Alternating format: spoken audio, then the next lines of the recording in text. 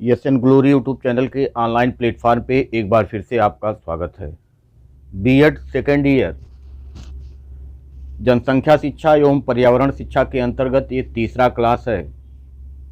आज हम चर्चा करेंगे कि जनसंख्या शिक्षा के आयाम कौन कौन से होते हैं।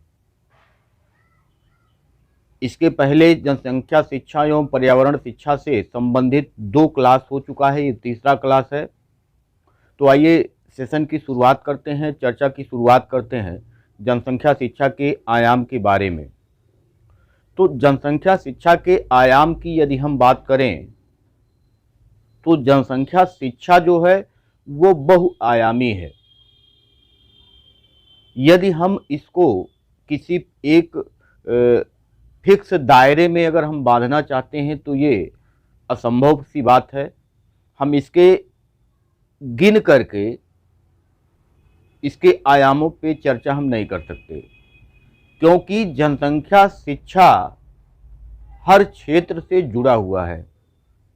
तो हम इसके फिक्स आयाम तो बता नहीं सकते, फिक्स आयाम पे हम चर्चा कर नहीं सकते, लेकिन इसके जो प्रमुख आयाम है उस पे चर्चा करना है।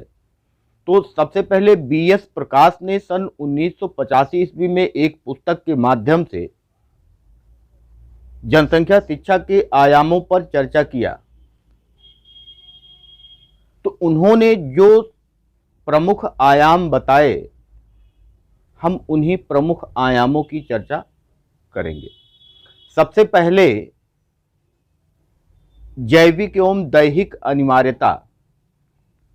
तो जैविक एवं दैहिक अनिवार्यता में यानी हमारे शारीरिक जो आवश्यकताएं होती हैं, जो अनिवार्यताएं होती हैं, अपने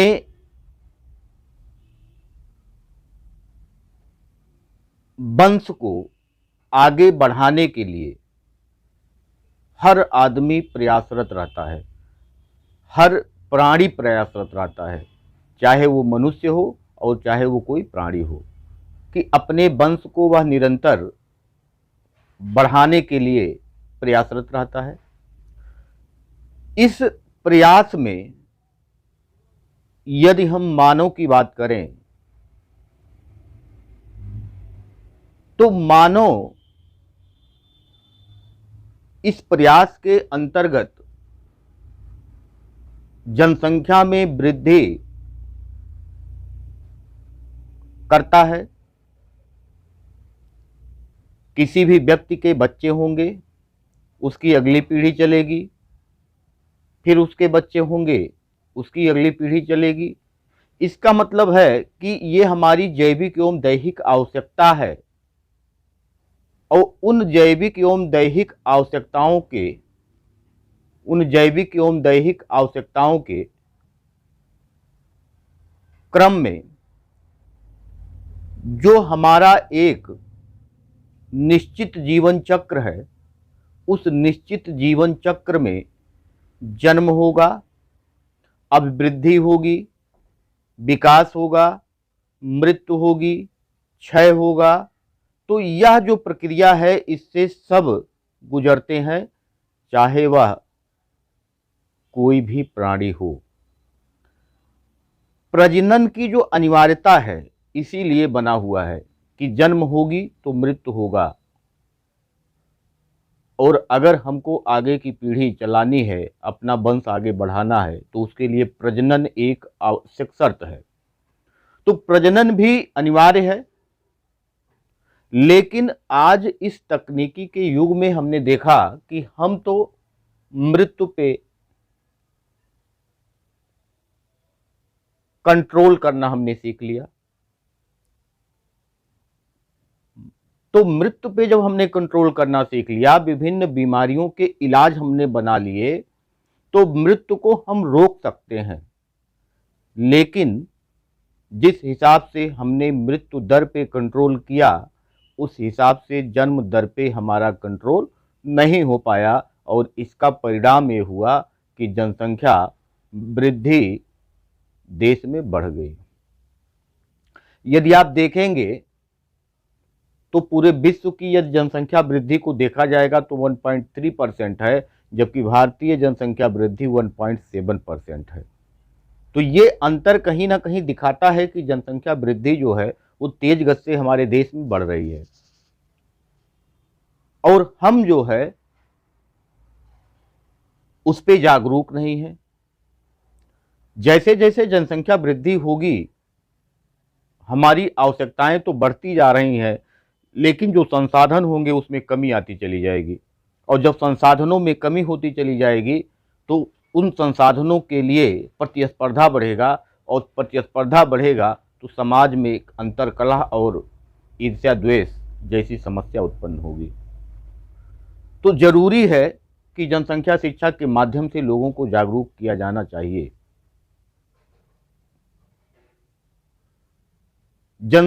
दूसरा अगर हम देखें आयाम, जननांकीय आदेश।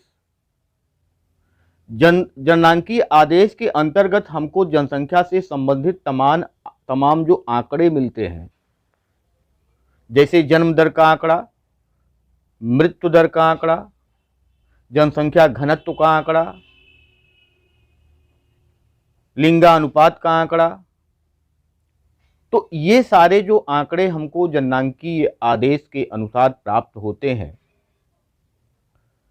जनसंख्या की संरचना, जनसंख्या का वितरण भी उसका एक पहलू है, जिसकी भी सूचना हमको जननांकीय आदेश से भी मिलता है। तो ये आंकड़े जनसंख्या की जीवन गुणवत्ता के सूचक होते हैं। जनसंख्या शिक्षा का यह लक्ष्य है कि वह इन आंकड़ों को इस प्रकार के आंकड़े में परिवर्तित करे, इस प्रकार के जनसंख्या में परिवर्तित करे, इस प्रकार का परिवर्तन लाए कि जिससे जो जनसंख्या का आकार हो, जो जनसंख्या की संरचना हो, जो जनसंख्या का वितरण हो, उसमें जो गुणवत्ता होनी चाहिए वह उत्तम हो सके। तो जनसंख्या के बारे में जितने आंकड़े हमको जननांकीय आदेश में प्राप्त होते हैं, उसी आंकड़ों से हम पता लगाते हैं कि कहाँ की गुणवत्ता किस प्रकार की है, वहाँ पे जनसंख्या क्या है और वहाँ पे संसाधन क्या है। तो उसी के हिसाब से हम पता लगाते हैं कि वहाँ पे जनसंख्या में जो है वो गुणवत्ता किस प्रकार की है। यदि हम तीसरे आयाम की बात करें तो पर्यावरण संरक्षण एवं पारिस्थितिकी, तो इसको हम देखेंगे कि जैसे जैसे जनसंख्या बढ़ रहा है,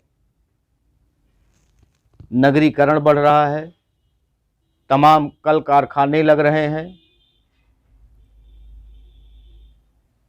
और तमाम तरीके के उपाय कमाने खाने के लिए किए जा रहे हैं, जिसका सीधा प्रभाव पर्यावरण पे पड़ता है। जनसंख्या जितनी भी होगी वह अपने पर्यावरण पर ही निर्भर करती है, और अपने पर्यावरण पे निर्भर रहने के कारण उसका व्यक्ति का और उस पर्यावरण का अंतःक्रिया होना निश्चित है। व्यक्ति पर्यावरण पे असर डालता है और पर्यावरण उस व्यक्ति पे असर डालता है, लेकिन हमने विकास के साथ साथ जल को, वायु को, भूमि को, ध्वनि को आदि सभी को हमने प्रदूषित करना शुरू कर दिया। आप सभी प्रकार के प्रदूषण पढ़ते होंगे, जल प्रदूषण, मृदा प्रदूषण, वायु प्रदूषण, ध्वनि प्रदूषण। तो हमने क्या किया, प्रदूषण करना प्रारंभ कर दिया। कब हुआ, जब जनसंख्या की वृद्धि इतनी ज़्यादा हो गई कि हमारे काबू में नहीं है, तो हमने क्या किया, पर्यावरण को प्रदूषण करना प्रारंभ किया, और उस प्रदूषण का प्रभाव फिर से कहाँ पड़ेगा, उसी मनुष्य की जनसंख्या पे, उसी पर्यावरण पे ही पड़ेगा, और तमाम प्रकार की बीमारियां आएंगी। उसके अलावा इसका प्रभाव ये होगा कि हमारी जो गुणवत्ता है उस पर भी सीधा सीधा प्रभाव पड़ना प्रारंभ होगा। तो हमने किया क्या, जो एक पारिस्थितिकी तंत्र था सबका अपना अपना काम है, कौन क्या काम करेगा, उस पूरे पर्यावरण में सबके काम बटे हुए हैं। पर्यावरण को संतुलित रखने के लिए सबके अलग अलग कार्य हैं, और उस कार्य को अगर कोई नहीं करता है तो पर्यावरण में असंतुलन उत्पन्न होता है, और इसी असंतुलन का ही परिणाम होता है कि जो पर्यावरण प्रदूषण होना प्रारंभ होता है। तो तीसरा आयाम इसका पर्यावरण संरक्षण एवं पारिस्थितिकी से संबंधित था, तो हमने उस पर चर्चा किया कि पर्यावरण संरक्षण जो है वह जरूरी है, और जरूरी इसलिए भी है क्योंकि हमने अपनी आवश्यकताओं को पूरा करने के लिए इस पर्यावरण को काफ़ी नुकसान हमने पहुंचाना प्रारंभ कर दिया है, और पर्यावरण को नुकसान पहुंचाने का परिणाम है कि उसका फिर से विपरीत प्रतिकूल प्रभाव हमारे ही ऊपर पड़ रहा है।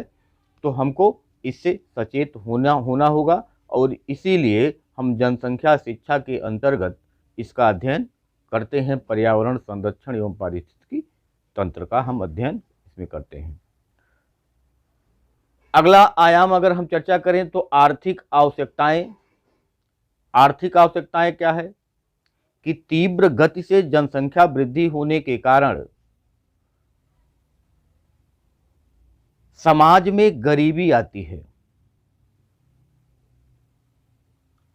बचत क्षमता में कमी होती है, और जब बचत क्षमता में कमी होगी तो विनियोग में कमी होगी, और विनियोग में कमी होगी तो उत्पादन में कमी होगी। जैसे अर्थशास्त्र में आप पढ़ते होंगे गरीबी की परिभाषा की, गरीबी ही गरीबी का कारण है। तो गरीबी ही गरीबी का कारण है, तो इसका मतलब हो गया कि अगर हम गरीब हैं तो हमारे पास बचत नहीं है, अगर हमारे पास बचत नहीं है तो कहीं हम निवेश नहीं कर सकते, अगर निवेश नहीं होगा तो उत्पादन नहीं होगा, उत्पादन नहीं होगा तो फिर से हम आय नहीं बढ़ेगी, आय नहीं बढ़ेगी तो हम गरीब हैं। यानी गरीबी ही गरीबी का कारण है। तो ये जो जनसंख्या वृद्धि है, इससे हमारी आवश्यकताएं बढ़ती हैं, बचत कम होती है, और उससे निवेश घटता है, उत्पादन घटता है, और लिहाजा हम आर्थिक समस्याओं से जूझते हुए रहते हैं। हमेशा आर्थिक समस्या हमारे सामने पड़ी रहती है। तो ये जो जनसंख्या वृद्धि है, यह आर्थिक विकास पर प्रतिकूल प्रभाव डालने का काम करती है। अगर जनसंख्या बढ़ती है तो हमारे जीवन की गुणवत्ता में कमी आती है, बेरोजगारी बढ़ती है, प्रति व्यक्ति आय घटता है, तमाम प्रकार की समस्याएं उत्पन्न होती हैं, और आर्थिक रूप से हम कमजोर होते हैं। तो आर्थिक आवश्यकताओं से संबंधित विभिन्न बातों को हम जनसंख्या शिक्षा के अंतर्गत चर्चा करते हैं। अगला आयाम अगर हम देखें तो सामाजिक जटिलताएं अथवा प्रणालियों की सहभागिता। सामाजिक जटिलताएं क्या हैं? हम सोचते हैं कि जो जनसंख्या वृद्धि है वो सामाजिक समस्या है, लेकिन हमारा ये सोचना गलत है। गलत इसलिए है कि जब वो सामाजिक समस्या है तो उसी समाज का मैं भी हिस्सा हूं। अगर उस समाज में समस्या है तो हमारी भी समस्या है। अगर गरीबी बढ़ेगी तो पूरे समाज पे असर होगा, अगर बेरोजगारी बढ़ेगी तो पूरे समाज पे असर होगा, महिलाओं की स्थिति अगर बदतर होगी तो पूरे समाज पे असर होगा, साक्षरता घटेगी तो पूरे समाज पे असर होगा। तो इसलिए ये सामाजिक जटिलताएं जो हैं, इसमें हमको सहयोग करना जरूरी है, हमारी अपनी सहभागिता जरूरी है कि हम खुद जागरूक हों, और साथ साथ हम दूसरे को भी जागरूक करने का प्रयास करें। तो सामाजिक जटिलताओं के संदर्भ में हमारी सोच बदल जाती है कि ये समस्या तो सामाजिक है, ये समस्या तो देश की है, ये समस्या तो प्रदेश की है, हमारी समस्या नहीं है। लेकिन उसी समस्या के कारण जो प्रभाव पड़ते हैं, और उसका सीधा फिर से प्रभाव हमारे ऊपर आता है, और तब हमको लगता है कि हाँ, व्यक्तिगत रूप से तो ये समस्या आ गई है। तो इसके प्रति हमको सचेत रहना होगा, और समाज में सहभागिता बढ़ाना होगा। अपने आप खुद को हमको जागरूक बनाना है, खुद को सचेत करना है और साथ ही साथ अपने उस समाज को भी सचेत करना है कि जहाँ पे ऐसी समस्याएं विद्यमान हैं या ऐसी समस्याएं आ सकती हैं, तो इस रूप में हमको जा कर के उस समाज में जागरूक करने का काम करना होगा। स्वास्थ्य प्रणाली में अगर सुधार किया जाता है तो मृत्यु दर में कमी आती है। जन्म दर किस प्रकार से जन्म दर में बदलाव किया जाए कि जिससे हमारा जो जनसंख्या है वो संतुलित स्थिति में रहे, इस पे भी विचार विमर्श होने का समय आ गया है। इसके आगे हम यदि अगले आयाम की चर्चा करें तो नागरिक चेतना एवं राजनैतिक इच्छा शक्ति। नागरिक चेतना, इस भारत में जितने भी भारतीय हैं, जो भी यहाँ के नागरिक हैं, उनको पर्यावरण संरक्षण, ऊर्जा संरक्षण, जल संरक्षण, वन संपदा संरक्षण, सार्वजनिक जो सेवा है उसका सही उपयोग, सार्वजनिक संपत्तियों की सुरक्षा, नियमों का पालन करना, ये जो सारे आयाम हैं, ये जो सारे पक्ष हैं, इन पक्षों को, इनके नियमों को, इनके कानूनों को मानना हर भारतीय का कर्तव्य है और हर नागरिक का कर्तव्य है। यदि हम इनको नहीं मानते हैं तो इसका भी सीधा प्रभाव हमारे ऊपर ही पड़ता है। यदि हमने इसको अपने कर्तव्य को माना कि ये तो हमारे कर्तव्य हैं, तो इसका मतलब कि हमारे अंदर चेतना है।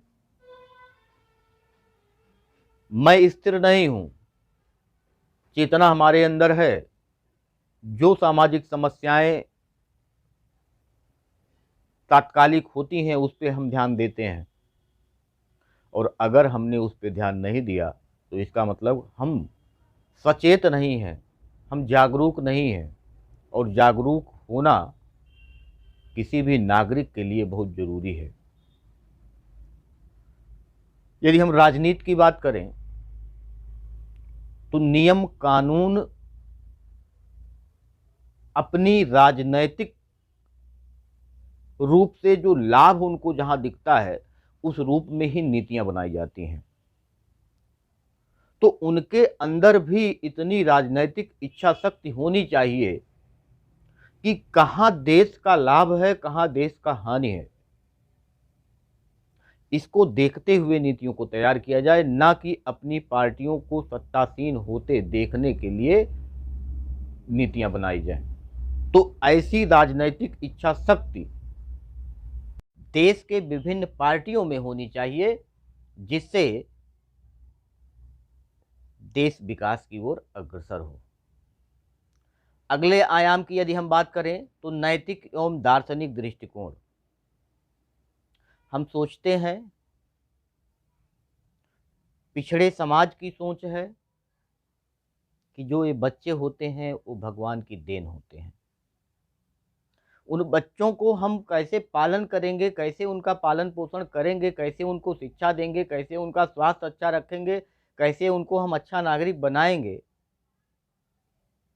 ये बिना सोचे ही अगर हम पारंपरिक दृष्टिकोण, मान्यताओं, रीति रिवाज के ऊपर चलते हुए अगर ऐसा कहते हैं, अगर ऐसा कहते हैं और अगर ऐसा करते हैं, तो भविष्य में विकास के जो मार्ग हैं उसको हम अवरुद्ध कर रहे हैं। और यही कारण है कि जनसंख्या वृद्धि जो है वो तेजी से बढ़ रही है। जब तक हम अपना तार्किक दृष्टिकोण का इस्तेमाल नहीं करेंगे तब तक परिवार नियोजन संभव नहीं है। हमको इस तर्क को समझना होगा कि परिवार नियोजन से लाभ क्या है, हमको क्या लाभ है, समाज को क्या लाभ है, देश को क्या लाभ है। हमको इस रूप में हमको इसको समझना होगा, परिवार नियोजन को। आप सोचिए कि यदि हरित क्रांति ना आया होता तो अनाज के उत्पादन में इतनी तेजी से वृद्धि नहीं हुआ होता। और जनसंख्या वृद्धि आप देख रहे हैं कि किस अनुपात में बढ़ रहा है। तो यदि अनाज का उत्पादन बढ़ता नहीं तो स्थिति क्या हो जाती कि हम अपने जो है इस जो भी ये समाज है, इस समाज में अपने खाने के लिए भी हम अनाज पैदा नहीं कर पाते। और इस विस्फोटक स्थिति को आप अगर सोचिए तो आपको इसका एहसास होगा, आपको इसका पता चलेगा। अगले आयाम की चर्चा करें तो पारिवारिक जीवन की शुरुआत, पारिवारिक जीवन की शिक्षा। जनसंख्या शिक्षा के क्षेत्र में पारिवारिक जीवन की शिक्षा सम्मिलित है। परिवार का सदस्य रहते हुए व्यक्ति को अनेक पारिवारिक उत्तरदायित्व का वहन करना होता है। एक पुत्र, एक पुत्री, माँ, पिता, यानी उसके रिश्ते अलग अलग होते हैं उसी समाज में, और अलग अलग उत्तरदायित्व में वह होता है, अलग अलग भूमिकाओं में वह होता है। परिवार का भरण पोषण किस प्रकार से किया जाएगा, उनकी सुरक्षा की जिम्मेदारी किस प्रकार से हमारे कंधों पे है, परिवार का आकार क्या होगा, उनमें नैतिक मूल्यों का विकास हम किस प्रकार से कर सकते हैं। जनसंख्या शिक्षा के अंतर्गत हम इन सभी उत्तरदायित्वों और भूमिकाओं के लिए हम लोगों को तैयार करने का काम करते हैं, उनको हम तैयार करने का काम करते हैं इस रूप में। लास्ट अगर हम देखें लास्ट आयाम को तो शिक्षण संबंधी आयाम है। और शिक्षण संबंधी आयाम की अगर हम बात करें तो जनसंख्या शिक्षा एक बहुविषयी क्षेत्र है। इसके क्षेत्र जो हैं वो बहुत ब्रॉड हैं, बहुत बड़े हैं। इसमें जीव विज्ञान, शारीरिक विज्ञान, सामाजिक विज्ञान, पर्यावरणीय, आर्थिक, राजनैतिक तमाम जो विषय हैं वो इसमें एक साथ सम्मिलित होते हैं। जनसंख्या शिक्षा का उद्देश्य क्या है, जनसंख्या शिक्षा का पाठ्यक्रम क्या है, जनसंख्या शिक्षा का विद्यालयीकरण किस प्रकार से किया जाए, इस शिक्षण की विधियां क्या हों, आदि प्रश्नों का उत्तर खोजना बहुत जरूरी है। यदि इन प्रश्नों के उत्तर हम नहीं खोज पाते हैं तो इसका मतलब कि जनसंख्या शिक्षा देने का भी कोई मतलब नहीं है। जनसंख्या शिक्षा एक नवीन विषय है और यह हमारे समाज के लिए, हमारे लिए अति महत्वपूर्ण है कि इसको हम लोगों तक पहुंचाएं, खुद जागरूक हों और लोगों तक पहुंचाने का काम करें। तो आज हमने चर्चा किया जनसंख्या के विभिन्न आयामों की। इसके अगले क्लास में हम चर्चा करेंगे कि जनसंख्या शिक्षा की आवश्यकता एवं महत्व क्या है। इसके बारे में हम चर्चा अगले क्लास में करेंगे। आज के लिए इतना ही। धन्यवाद। नमस्कार।